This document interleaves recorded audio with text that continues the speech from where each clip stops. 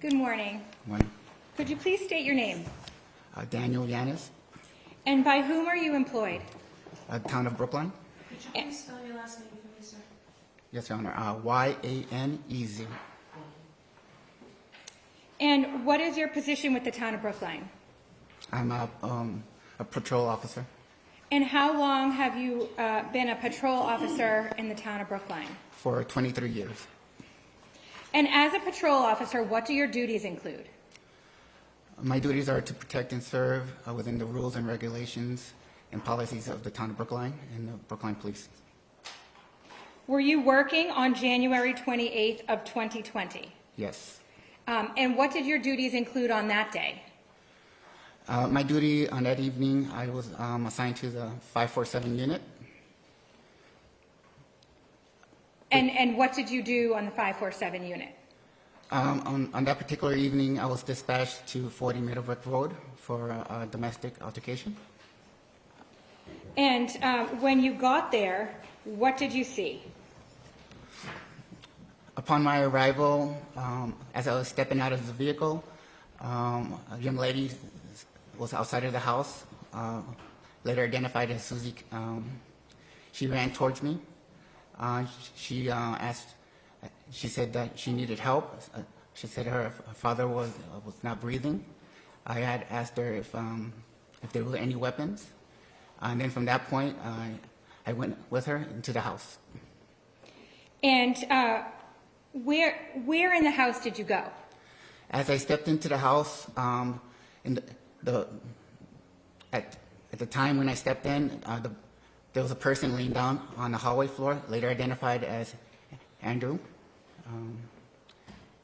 And what entrance of the house did you go into? The front door, sorry. And where was Andrew laying when you got in? He was laying on his back, and then when I saw him, I went immediately towards him. At the time, I went on to the radio. I requested for a Fallon ambulance. And then I'm sorry, what condition was Andrew in? It appeared as if he was not breathing. And then when I started CPR, I noticed that he was gargling and slightly breathing. As I was checking for his pulse, he had a slight pulse. During that time, officers were coming into the house. I was passed an ambu bag, and as I was about to give him breath, he did breathe into the ambu bag, and then at that point, I realized he did have a slight pulse, and he was breathing. I placed him into the recovery position from that point. Can you explain for the court what is an ambu bag? An ambu bag is a device which assists in breathing. It's a breathing apparatus. And did you place that on him? Yes. And after that, what did you do? Okay. Shortly right after, Brookline Fire and Fallon paramedics showed up on scene, and they took over Andrew. And then from that point, I joined Sergeant Tian and Detective Avila in interviewing Miss McGee. And where was Miss McGee when you interviewed her? Upon entering the house, from what I recall, she was standing beside him. And was she there when you were trying to assist him, Mr. Savitz with the ambu bag? Well, upon entering, she was standing there. All I remember is just going towards Mr. Savitz. I believe she stepped off to the side into the living room area, and then I just had my full attention on Mr. Savitz from that point. I believe the officers who came in right after me, Sergeant Tian and Detective Avila, went towards her and started the process from there. And at what point did you join Sergeant Tian and Detective Avila in speaking with Ms. McGee? Shortly after, once Mr.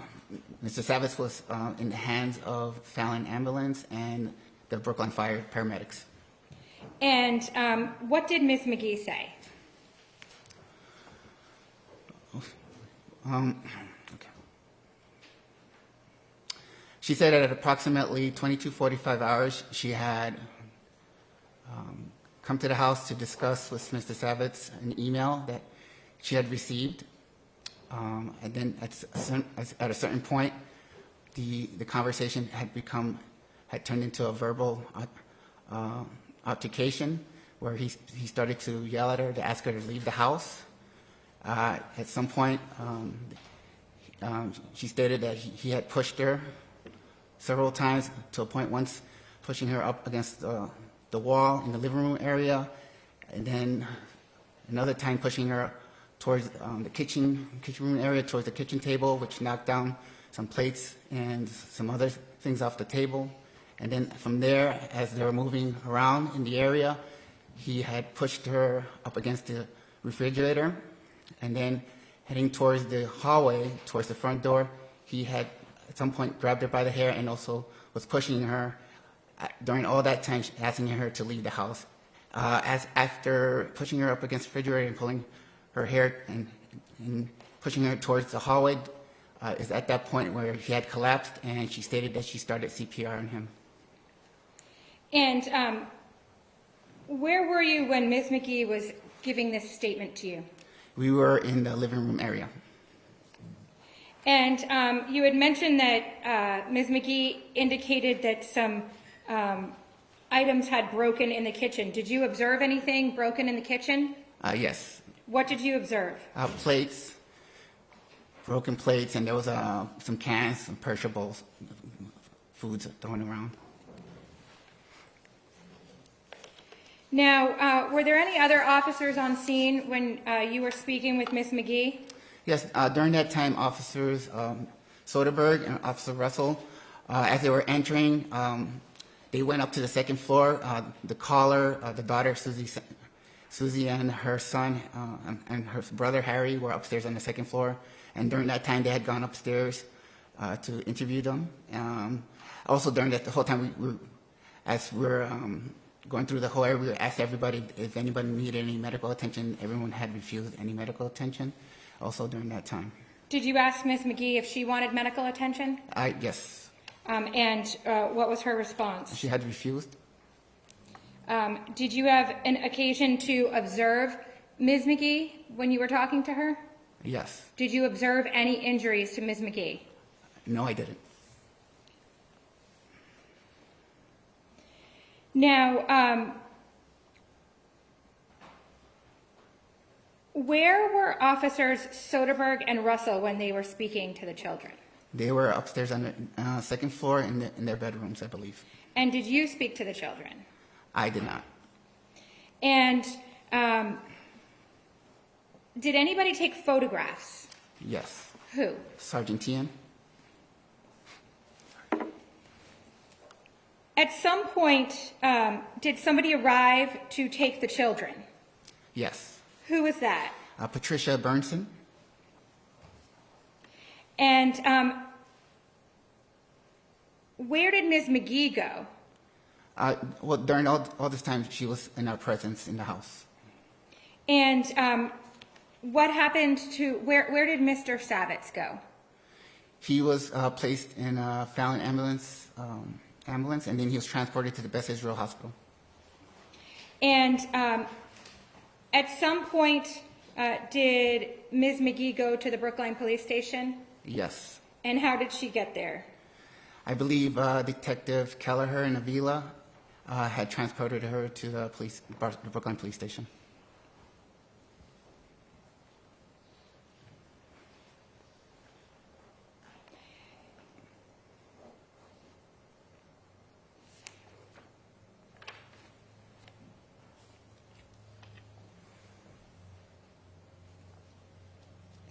At any point, did you make any observations of anything outside the house?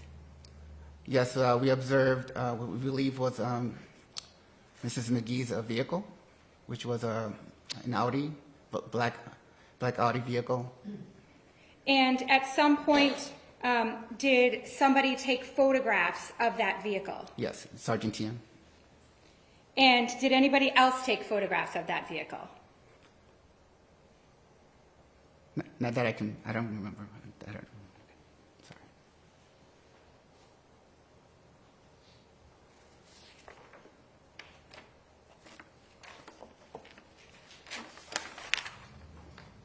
Can you just tell me, officer, do you have any, what kind of training do you have, medical training as far as being a first responder? Well, every year we're always, every year first aid, basic first aid, training every year. We have to do training every single year for the last 23 years. And are you trained in CPR? Yes.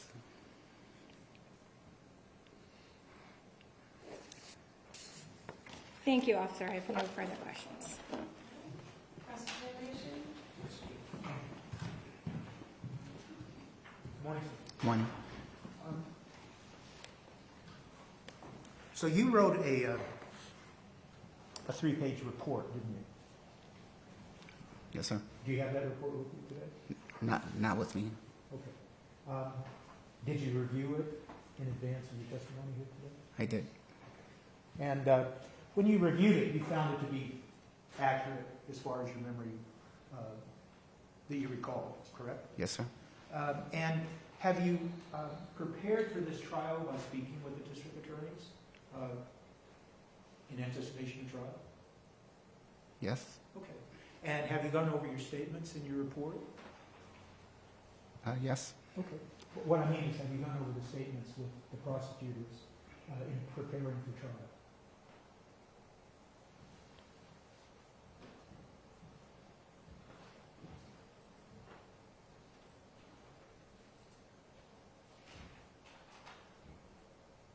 Yes. Okay. And you didn't find anything, nothing came up that seemed inconsistent within your report where you had to change anything or anything like that? Right? No. When you write these reports, officer, it's fair to say that you know that they're going to be reviewed by your supervisor, correct? Yes. So you make every effort to be as accurate and complete as you can be, correct? Yes, sir.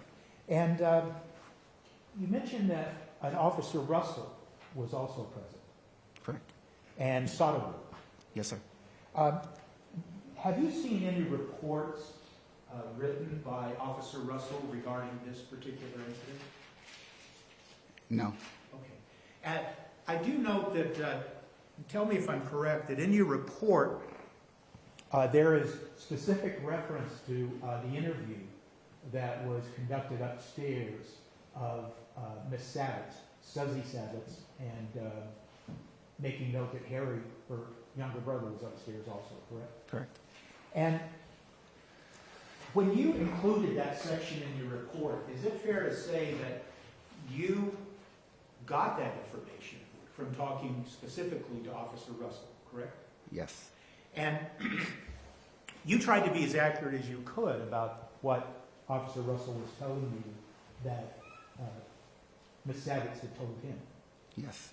And you relied on what Officer Russell told you, including what Suzy Savitz said to him in your report. You relied on what he was representing, correct? Yes. Is it fair to say that after you included that in your report, would it be fair to say that then your report was reviewed by a supervisor? Yes. And do you have any idea if Officer Russell reviewed your report as to what he had told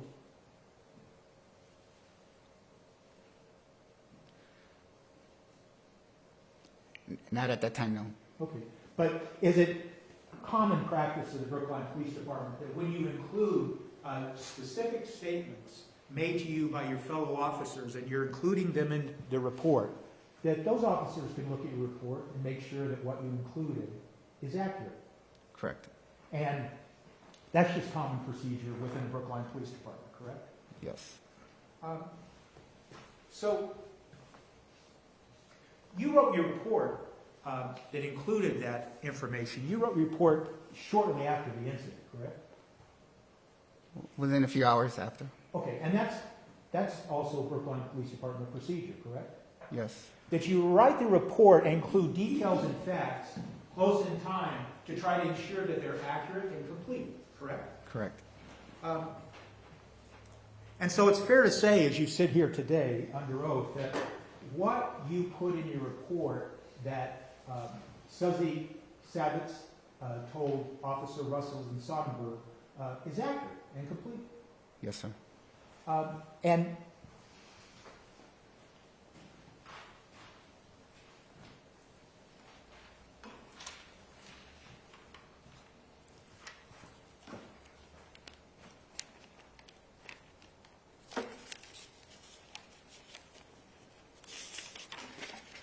it's fair to say, isn't it, that nowhere in your report, and I'm going to focus you on just what Officer Russell and Sonnenberg told you about what Suzy told them, that she never said anything that she first heard yelling and thought it was her dad yelling at her younger brother, Harry. She never told me. That's not what you were told by Russell or Sonnenberg, correct? That is not in the report. Okay. And there's nothing in your report from Officers Russell and Soderberg that Suzy told them that she went down and went into the kitchen area while the argument was going on. No. No? No. And that when she was standing in the kitchen area, she saw her mother and father yelling and fighting. That's not in your report either. No, sir. And that would indicate that they didn't tell you that because you're trying to be accurate and complete, correct? Yes, sir. And there's nothing in the report where Suzy tells those officers that her father seemed to be in distress while he was arguing. Nothing like that. No, sir.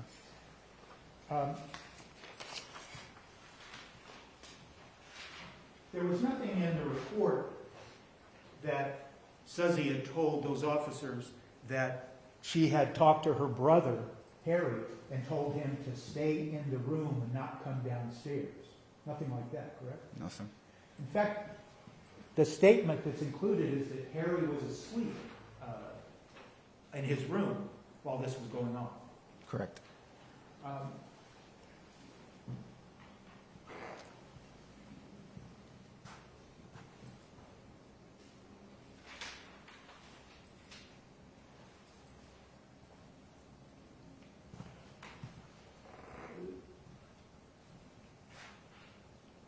Your report also includes a statement that she said that she witnessed her mother slapping her father in the face and chest. Do you recall that? Yes, sir. But there's nothing in your report that indicates at any time that Suzy Savitz said anything that she saw her mother and father pushing and shoving. That's not in your report, is it? Not from her point of view. Not from her statement. Not from her statement, correct? No. And there's nothing in your report that says Suzy reported that her mother was slurring her words, is it? No, sir. Or that she was stumbling. No, sir.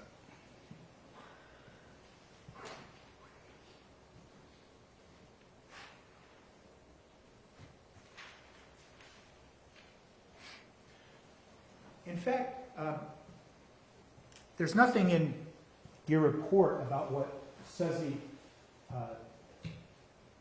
that Suzy would have said that her mother refused initially to give CPR to her father after he collapsed.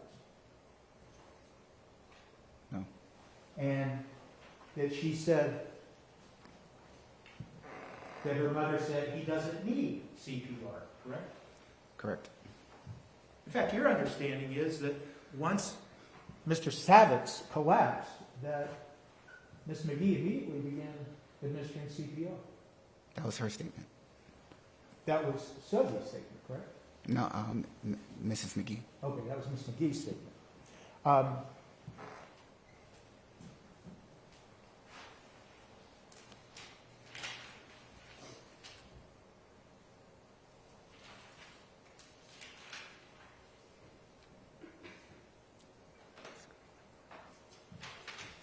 Officer, it's fair to say that when you first arrived, and then other officers again continued to arrive, it was a pretty chaotic scene. Yes. And is it fair to say that when you respond to a scene like this, you have someone lying on the floor and you don't know if they're breathing or dying, people are, and forgive me, but people are kind of barking out orders and yelling and trying to get things done, correct, as they try to help whoever needs help, correct? Yes, sir. And it's fair to say then that this interview you conducted of Miss McGee, is it correct to say that it happened while all of this chaos was going on in the hallway? No. Okay, can you explain what happened? For my part, where I intervened into the interview with Ms. McGee, with Sergeant Tian and Detective Avila, once Brookline Fire and Family Ambulance paramedics took over Ms. body. Once they were good, I stepped away, and then I turned my attention to Ms. McGee, who's far off into the living room area, and that's when we commenced with the interview process with Ms. McGee. Okay, thank you very much for clarifying that. And it's fair to say that, I shouldn't have put it the way I did. The fact is that other first responders from both Brookline Fire Department and Fallon Hospital, they were still administering life-saving efforts to Mr. Savitz on the ground while you were talking and asking questions of Ms. McGee, correct? Yes. And Ms. McGee didn't resist talking to you, did she? No. And you were the one asking the, I withdraw the question. Were you the one asking the question? Yes. And it's fair to say that you were the one that was kind of controlling the questioning. You would ask a question, hear an answer, and then ask the next question, right? Well, collectively, myself with Sergeant Tian and with Detective Avila. Okay, so is it our understanding then that not just yourself, but the other two officers were also asking Ms. McGee questions? Yes. So collectively, you all three were kind of controlling the questioning. You were in control. You were asking the questions, you'd get an answer, and then you would ask what question you thought needed to be asked next. Correct. And in no time did Ms. McGee tell you, stop, I don't want to answer any more of your questions, correct? Correct. And it's fair to say that when you were asking her questions, she was upset. Correct? Yes. She appeared very anxious. Yes. Okay. And when you told us, and when you say that she was in the living room, it's fair to say that that's really only maybe 12 to 15 feet away from the body where Mr. Savitz was lying in the hallway, correct? Yes, sir. And can you tell us, officer, if Mr. Savitz's body, to the best of your memory, were his feet closer to the front door, or was his head closer to the front door? Feet were closer to the front door. And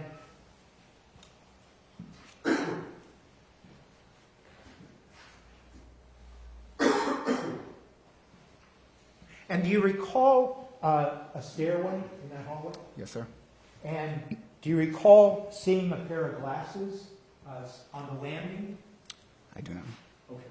And is it fair to say that, to the best of your memory, Mr. Savitz's body, as he lay in the hallway, he was very close to the front door?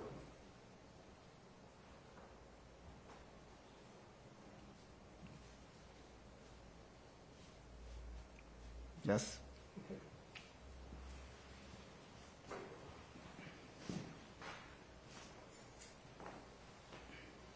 When you were asking this, you and your other officers, Avila and Tian, were asking Ms. McGee questions, there was no reason in your mind not to ask her questions, correct? I mean, she didn't look injured, correct? Correct. She was answering your questions cogently, correct? Correct. She didn't seem confused, did she? No. And she was, is it fair to say, to characterize it, that, you know, when you would ask her a question, she would respond coherently to what your question asked? Yes, sir. And you didn't have any reason to stop questioning and say, maybe we should stop this because you don't seem okay to us. I'm paraphrasing, but there was none of that going on. You simply asked the questions, as many as you wanted, and that was the end of it, correct? Yes, sir. Do you recall hearing Ms. McGee say something to the effect of, I want to go to the hospital with my ex-husband, or words to that effect? I do not recall that. Okay. And your testimony on that particular question isn't that she did not say that, you just don't recall it as you sit here today. Correct.